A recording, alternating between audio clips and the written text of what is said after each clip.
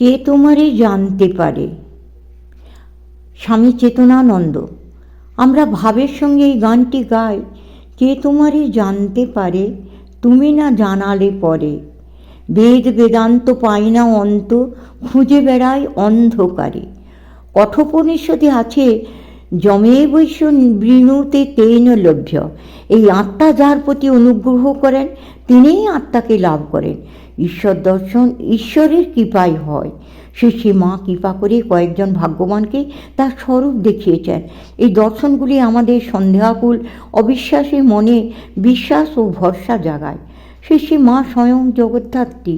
এটি আমরা তিনটি চিত্রে দর্শন করব। এক, স্বামী হরিপ্রেমানন্দের স্মৃতি। মায়ের ভাইজি রাধু অনেক দিন থেকে একটা দুরারোগ্য রোগে ভুগছিল। ভুগতে ভুগতে চেহারা হয়েছে কঙ্কালসার। কথা বলতে পর্যন্ত পারে না, গলা থেকে চেঁচিয়ে আওয়াজ বেরোয়। মায়ের বড় দয়া হলো, বললেন, হরি চলো তো আমার সঙ্গে, মেয়েটাকে নিয়ে বাঁকুড়া যায়।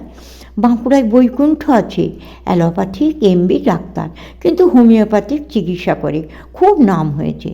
মা তো এলেন ভাইজিকে নিয়ে, আমি এলাম তাঁদের সঙ্গে।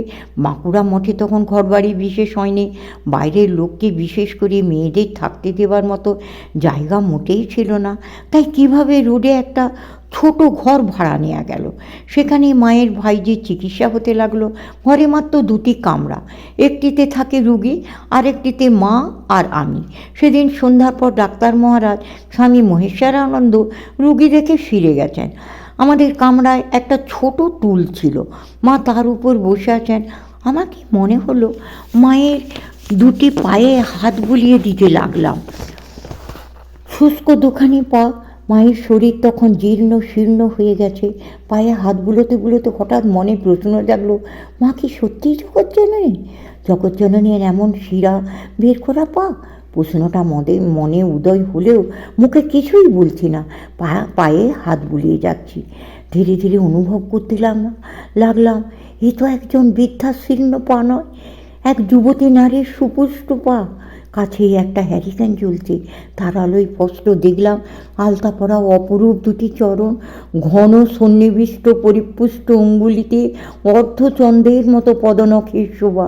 দুই চরণে সোনার নূপুরে খচিত রয়েছে মণি মুক্তা। এ কার পদে সেবা করছি আমি?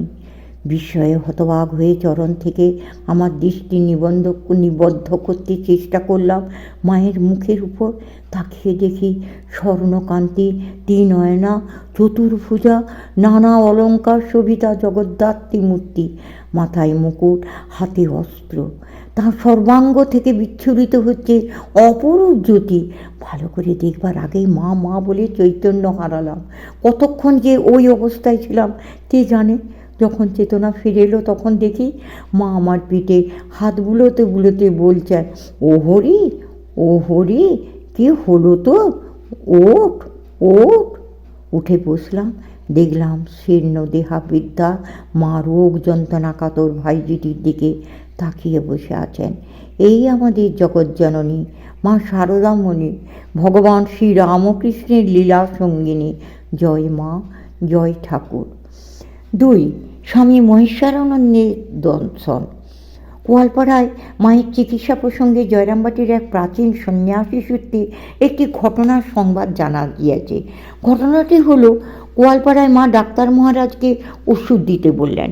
ডাক্তার মহারাজ রোগীদের প্রথমে মুখে এক ফোঁটা ওষুধ দিতেন, তারপর পুরিয়া করে ওষুধ দিতেন। ডাক্তার মহারাজ তাঁর বাক্স খুলে মায়ের জিভে এক ফোঁটা ওষুধ দিতে অগ্রসর হলেন, কিন্তু মায়ের মুখে ওষুধের ফোঁটা ফেলতে গিয়ে ডাক্তার মহারাজ স্তব্ধ হয়ে মায়ের মুখের দিকে তাকিয়ে রইলেন।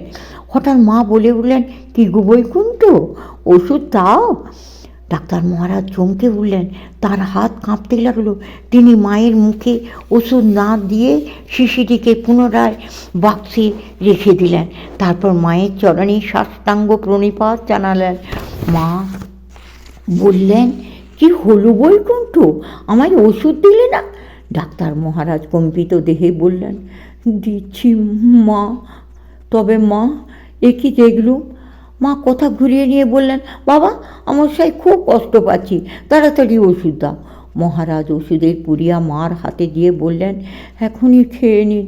পরবর্তীকালে ডাক্তার মহারাজ বলেছিলেন যে তিনি মায়ের মুখে জ্যোতির্ময়ী জগদ্ধাত্রীর মুখ প্রত্যক্ষ করেছিলেন, সেই জন্য সরাসরি শিশি থেকে ওষুধ দিতে সাহস করেননি। পরবর্তীকালেও তিনি কখনো ওইভাবে আর মাকে ওষুধ দেননি। 3. উদ্বোধনের কর্মী ও শিষ্যী মায়ের আশ্রিত চন্দ্রমোহন দত্তের স্মৃতিকথা। শ্রীমা কে তা তিনি আমাকে দয়া করে দেখিয়েছিলেন, বুঝিয়ে দিয়েছিলেন। তিনি স্বর্গের দেবী, মর্তে মানবী হয়ে জন্ম নিয়েছেন আমাদের উদ্ধার করতে। কাউকে ভুলিনি, কারণ মায়ের নিষেধ ছিল তাঁর জীবনকালে ঘটনাটি প্রকাশ করার। ঘটনাটি হলো এই: শ্রীমা যখন জয়রামবাটিতে যেতেন তখন কখনো কখনো আমাকেও সঙ্গে নিয়ে যেতেন। একবার জয়রামবাটি থেকে শ্রীমা কলকাতায় ফিরছেন, গরু গাড়ি করে কোয়ালপাড়া হয়ে বিষ্ণুপুরে যাচ্ছি আমরা।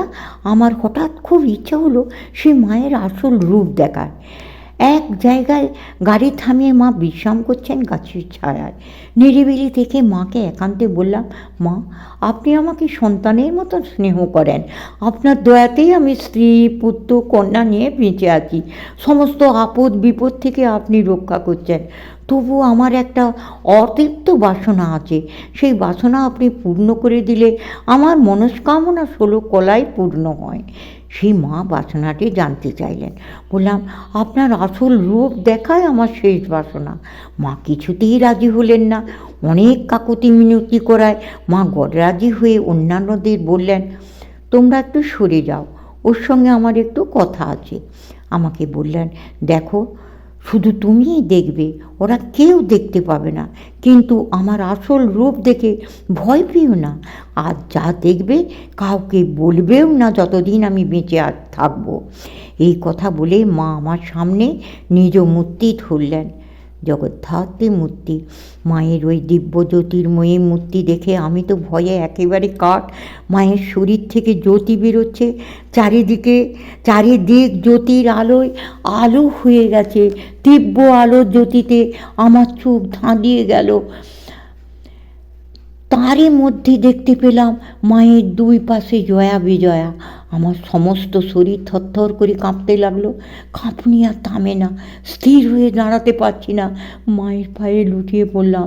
শ্রীমা জগদ্ধাত্রীর রূপ সংবরণ করে মানবী হয়ে আমার গায়ে হাত বুলিয়ে দিতে লাগলেন। আস্তে আস্তে আমার কাঁপুনি থামলো। স্বাভাবিক হয়ে আসতে মা বললেন, যা দেখলে তা কিন্তু কাউকে বলো না যতদিন আমি বেঁচে আছি। মাকে জিজ্ঞাসা করলাম, আপনার জয়া বিজয়া কারা? মা বললেন, গোলাপ আর যোগেন। সমাপ্ত।